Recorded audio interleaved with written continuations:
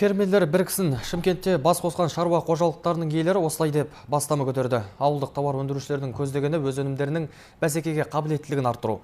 Мақсатқа жету үшін оларға мемлекет қолдауының бөлек бір жеңнен қол, бір жағадан бас шығару қажет. Фермерлер одағы конференциясына қатысқан шаруа қожалықтары жеткен жетістіктерін жариялап, жоспарлармен бөлісті. Аман Кәрібайұлы Ордабасы ауданының Төрткүл ауылынан келіп отыр. Осыдан 5 жыл бұрын 5 гектар алқапқа жүзімдік пен алма бағын еккен. Өз қаржысына жеремген диқан жүзім көшеттерінің алғашқы мәуесін көріп те үлгерді.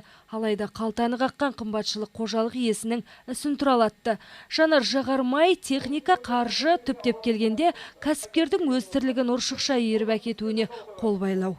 Әрбір ауданда осы агро-несие банктері болса, мынау ауыл шаруашылық фермерлерге қарайтын, негізінен соны қолдайтын, соны қаржы бөлетін бір мекемелер болса. Ең өзекті мәселенің осы қазіргі.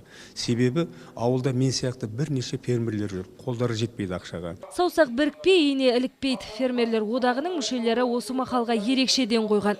Қазір күнгейлі оңтүстікте 86 мың шаруа қожалығы бар.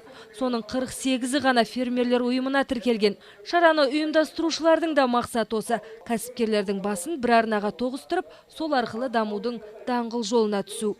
Ең үлкен қолдау ол жаңағы мына фермерлер қожалықтарына, жалпы шаруаларға, кәсіпкерлерге қолдау, ол мына субсидия мәселесі. Мына өсімдік шаруашылығы бойынша болсын, жаңағы мал шаруашылығы бойынша болсын, осы субсидияның көмегі қалай да болса тиіп жатыр. Оның жаңағы көмек тимеді деп айтуға болмайды. Бірақ жаңағы ауыл шаруашылық кооперациясын біз егер жаңағы жүзеге асыратын болсақ, ондағы жаңағы механизмдар іске қосатын болсақ, онда біздің жұмысымыз алға басады. Кедендік одақ кәсіпкерлердің құлашын кеңге сермеуіне мүмкіндік ашып берді. Алайда әлі әзір елдегі жеке қожалықтар одақ мүмкіндігін толық пайдалана алмай отыр.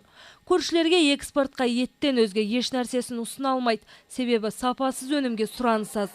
Жоқтан бар жасап, барды ұқсатып келген фермерлер ендігі жерде өз өнімдерінің бәсекеге қабілетін арттырмақшы.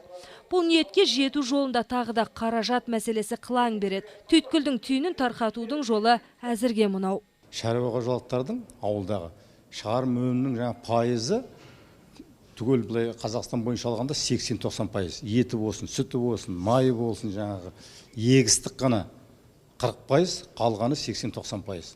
Сондықтан біз жаңағы үкіметке де айтайын деп отқанымыз сол жаңа ауылға, елге көбірек көмек беру керек. Ол бір. Енді экспортты алсақ, жаңағы міне мәселе кооперацияға келтіріп отқаным біздің жаңағы әр фермер 170 мың фермер өзінің жаңағы өнімін жеткізе алмайды. Шетелге, экспортқа деген сияқты олардың басын қосатын ұйым керек, жаңағыдай кооператив. Міне осылайша ел экономикасын өркендетіп әлдәрменімізді арттыруға болады. Алайда бірлік болмай, тірлік болмасын жаппай ұғыну қайдан. Гүлсанат Қалмырзақызы, Талғат Елеубеков, Бақдәулет Разақ, оңтүстік ақпарат.